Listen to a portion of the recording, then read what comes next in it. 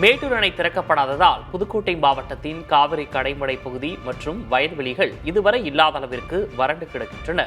காட்டாத்தி முதல் உம்பாலை வரை காவிரி நீரை நம்பியுள்ள சுமார் 1,28,000 ஏக்கர் சாகுபடி நிலங்கள் பாதிக்கப்பட்டுள்ளதுடன் நீர்நிலைகளும் வறண்டு போய் உள்ளதால் கடந்த 10 ஆண்டுகளில் இல்லாத வறட்சியை விவசாயிகள் சந்தித்து வருகின்றனர்.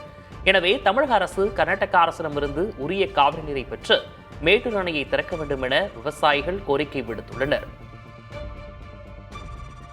இங்கே பார்த்தீங்கன்னா இந்த வெயிலில் ஆளுக நடமாடினாலே வியாதி வருது.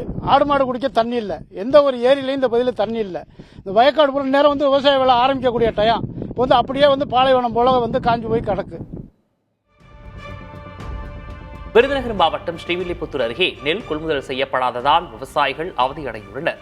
இளந்தைக்குளம் கிராமத்தில் உள்ள அரசு நேரடி நெல் கொள்முதல் நிலையத்திற்கு நெல்லை கொண்டு வந்து ஒரு வாரமாக காத்திருப்பதாக விவசாயிகள் தெரிவிக்கின்றனர்.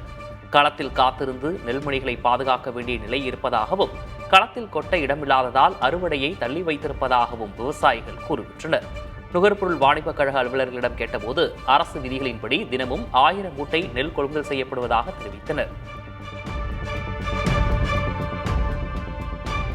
உசிலம்பட்டி அருகே நெல் கொள்முதல் நிலையம் அமைப்பதில் ஏற்பட்ட குளறுபடியால் அறுவடை செய்த நெல்லை கொள்முதல் செய்ய அதிகாரிகள் மறுப்பதாக விவசாயிகள் குற்றம் சாட்டி வருகின்றனர்.